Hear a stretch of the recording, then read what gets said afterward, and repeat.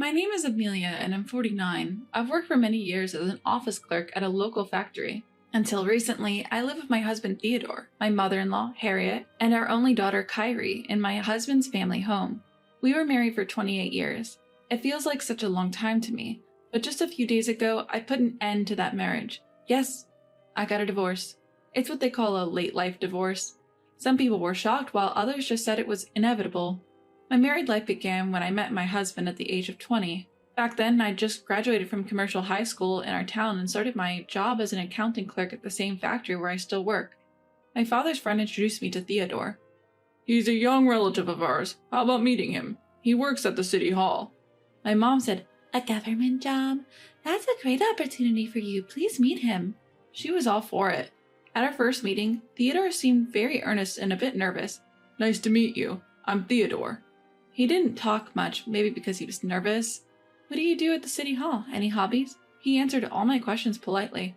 "I work at the citizens counter in the city hall. I love fishing, and I often go to the mountains with my friends during my days off." It felt like I was interviewing him. But I thought such an earnest guy would make a good family man. Eventually, Theodore was the one who asked me out. Throughout our dating period, he remained quiet, but slowly began sharing more about his love for fishing. I thought he was opening up to me bit by bit, and a year later, we got married. Since he was an only child, I moved into his family home after our wedding. I didn't know much about my mother-in-law as we didn't meet often during our courtship. I thought she might be as earnest as Theodore, but boy, was I wrong. She was a handful. The day I entered their house, she said to me directly, "Now that you're married, serve me and Theodore properly. Don't you dare talk back." Her sudden arrogance took me by surprise, but all I could reply was, I hope we get along well." My life changed drastically the next day. Woken up at 4 a.m., I cleaned the house and prepared breakfast in Theodore's lunchbox. I wasn't allowed to sit and eat. Harriet instructed me to eat standing in the kitchen, and of course, I was the one to clean up afterward. What surprised me more was Harriet helping Theodore get ready in the morning. She woke him up, brought him warm water to wash his face, and even laid out the clothes for him to wear. She'd smile contently when she saw him dressed in the clothes she chose, and he looked as if it was the most normal thing in the world.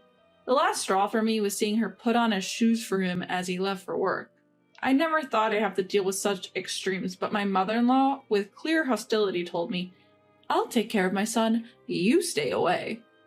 My husband seemed to expect his mother to be overly involved and never even thanked her. I wondered, don't you appreciate what your mom does?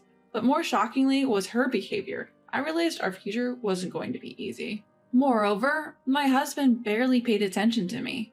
Sure, he had a demanding job, but on weekends, he always prioritized his hobbies. "How about we go shopping together once in a while?" Even when I suggested, he would reply, "I'd rather go fishing. You can go alone." "I want to spend time with you." "There's no need for that." That's how he dismissed me. The only times he'd join me were for events like relatives' weddings or funerals. One day I asked him, "Why did you marry me?" He said, "Family was pressuring me since I was getting older. Finding someone on my own was a hassle, and you were introduced at the right time, so I just married you." Shocked, I asked, "Didn't you love me?" "I neither loved nor disliked you." His words shattered me, and I broke down crying. And my troubles were far from over. My mother-in-law cherished her son, but was very harsh on me. "You're just not cut out to be a good wife." That was her go-to phrase. Once I came home late from work and quickly made dinner. She exclaimed, "Don't serve this half-baked meal to my son," and tossed it straight into the trash. Every meal had some issue, too salty or not salty enough. She'd only let me pack freshly made food in my husband's lunch. Any pre-made dishes, tossed out. She'd find faults in my cleaning or laundry too. She'd ask me to polish the entrance floor daily. After polishing, she'd step on it with muddy shoes and complain it was still dirty. When I did laundry, she'd comment, "This softener smells bad, rewash it," and have me redo it. But that wasn't the worst of it, because it fits only in the home. The real trouble was that she'd lied. It's hypocrisy. She'd tell our neighbors and relatives all sorts of made-up stories about me. How I neglected housework, mistreat her son, and bully her daily. She'd narrate these lies as if they were the truth, even shedding tears for effect. "My daughter-in-law is..." So everyone believed her. "You should be more considerate of your mother-in-law." "She did raise your husband, after all." How many times was I lectured by neighbors and relatives? I considered divorce, but then I got pregnant. Maybe once the baby's here, he'll change. Even if he doesn't care about me, he'll adore our child. Maybe the baby will bridge the gap between me and my mother-in-law. At least that's what I hoped, but I was wrong. Both of them wanted a boy. They were there at the hospital when I gave birth, but when they heard the baby's gender, they didn't even look at the baby's face. What, a girl?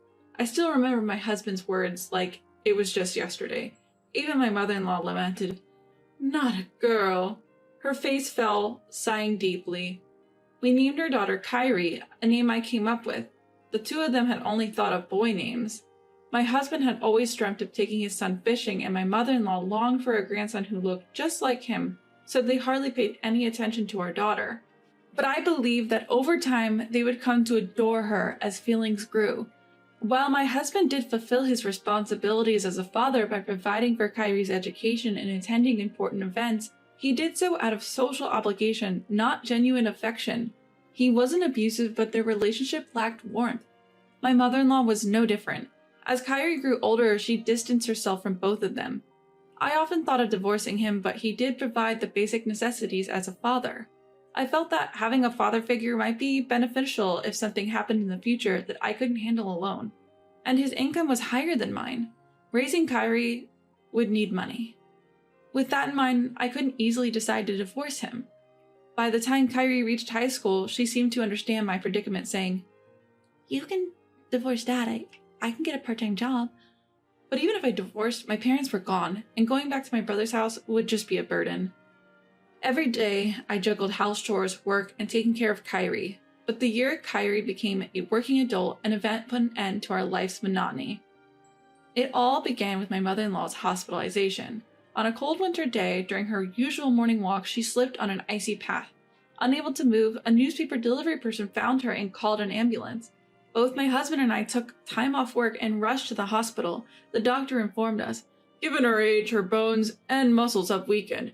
Even if she recovers, she might not regain full mobility." To which my husband replied indifferently, "Oh, okay," adding, "Please tell my wife the rest," shirking responsibility.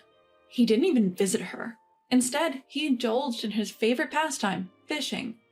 After work, I visited her daily, bringing laundry and attending to her needs. Yet she complained to the nurse, "My daughter-in-law is so inconsiderate." I was complaining to the nurse who was in charge. The nurses trying to comfort her said, "She visits every day. You're lucky to have such a caring daughter-in-law." But my mother-in-law continued, "She only pretends to be good. She's always been so cruel to me." Moreover, she blamed me for her son's absence, exclaiming, "It's because of the nonsense you filled his head with that he doesn't visit. What a horrid daughter-in-law." "That's how you insulted me?"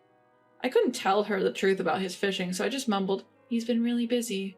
True to the doctor's predictions, her fracture healed slowly. There was an outbreak of a severe flu in the city, and even the hospital started showing signs of its spread. During this time, she contracted the flu and developed a high fever. Despite her condition, my husband remained indifferent. "I can't believe you," I exclaimed. "Your own mother is in a dangerous situation and you want to go fishing? Show some concern for her." But my husband replied, "I told you, I'm leaving it up to you." And he didn't change his mind about going fishing. I felt a deep disdain for him, and after all the love and care he received from his mother, how could he be so cold-hearted? Then an event occurred that made me lose all patience with him. One weekend morning, as he was preparing to go fishing again, I stopped him. "You're visiting your mother in the hospital today. She's always taking such good care of you. At least show her your face." I confronted him at the entrance, trying to prevent him from leaving, but with a look of deep annoyance, he said, "All those things she did for me, she did them on her own. I never asked for any of it." I was left speechless. I couldn't believe what he had just said. He glanced at my shocked expression and said, "My fishing buddies are waiting. I won't be back until the day after tomorrow." With that, he left. Our daughter, who had witnessed everything, said, "Dad's so heartless." She muttered this with clear disdain. That night, I received a call from the hospital saying that my mother-in-law was in critical condition. I rushed over immediately. She had been moved to the ICU and was wearing an oxygen mask. Apparently, she had developed pneumonia, the doctor told me. "Tonight might be crucial." Of course, I tried to contact my husband immediately, but he ignored my texts and calls and didn't respond to my emails. I was disgusted with him. Why should I have to run around for a woman who had always been treated so poorly by her own son? Why should I be the one by her side during her last moments? Shouldn't her own son, my husband, be the one doing this? After all, she had never done anything for me. Even knowing that his mother was critically ill, he prioritized his own fun. Why should I exhaust myself for these people? I'd had enough. These thoughts crossed my mind. I see, then I'll be leaving. Huh? I told the doctor, who looked at me in surprise. It's better if her son is here. I'm going home. I left the hospital in a hurry. When I got home, my worried daughter was waiting. How is she? She asked. It seems she might pass away tonight, but honestly, I don't want to be the one taking care of her, so I came back, I replied. She nodded, asking, What will we do next? We're going to get divorced. You're old enough now. That sounds good. I've been thinking of living alone. I've always been worried about you. Thank you. The next morning, we left our home early. It might be uncomfortable, but we decided to go back to my childhood home. When we arrived and told my brother and his wife what happened, they were furious that I hadn't said anything sooner. A few days later, I had a flood of missed calls and text messages from my husband. I ignored them all, but eventually reached out. What the hell are you doing? Well, You left when you knew my mother was critical. Because of you, I had to rush back from my trip. you should have. She's your mother, after all. It's your responsibility. I expected you to take care of her. I never said I understood. And after all the care she received, don't you think it's time to give back a little? I spoke with a sharp tone. My husband fell silent, but I pressed on. So, how's your mother doing now? She's stable, but she's weak, and they said she won't be able to move like before. So, are we putting her in a care facility? That's gonna cost a lot. Why don't you just take care of her? I won't. Excuse me? My husband sounded puzzled by my response. I said I won't. I don't want to be with someone who's indifferent when others are in need, and I certainly don't want to care for a mother-in-law who constantly belittles and lies about me. So, what? You're saying you want a divorce? Yes, I do. Even Kyrie agrees with me. She's okay with abandoning her grandmother and father?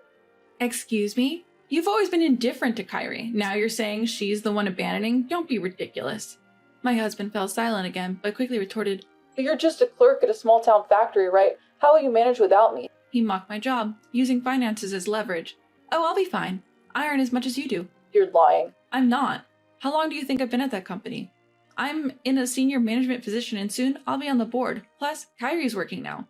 I've always worked at that factory since graduating, juggling household chores and raising Kyrie. There were times I wanted to quit because of the physical strain, but I couldn't afford to lose the income. I worked hard with that mindset. Over the years, the company grew from a small-town factory to one of the largest in the region, and I climbed the ranks to a senior position. Now I'm able to take a seat on the board. But it's no surprise my indifferent husband didn't know. All he cared about was fishing. I've made up my mind to divorce you. From now on, let's communicate through our lawyers. Hold on, we're married, aren't we? Let's talk this out. I won't wait. The situation made it clear to me how self-centered you are. Goodbye. Ignoring my husband's pleas, I hung up the phone. After that, I proceeded with the divorce through my lawyer. He initially resisted, saying, a divorce would look bad. We have my mother's care to think about. But I was adamant. Eventually, he reluctantly signed the divorce papers. Of course, I made sure to get a fair share of the compensation assets. My ex-husband ended up taking care of his mother at home. He wanted to place her in a care facility, but she insisted on being cared for by her son, so he had no choice but to provide home care. However, given his history of indifference, it's no surprise he struggled with the demands of caregiving. Their relationship deteriorated with constant arguments. I heard they fight every day. Just the other day, as I passed their house, I heard them shouting at each other. A neighbor mentioned, with a wry smile, that their arguments often last till late at night. My daughter Kyrie started living on her own, and I rented an apartment near my workplace. The apartment allows pets, so I recently got a turtle. Watching its leisurely pace makes me feel like the hectic pace of my life has slowed down. I want to spend time for myself now and live each day with enthusiasm.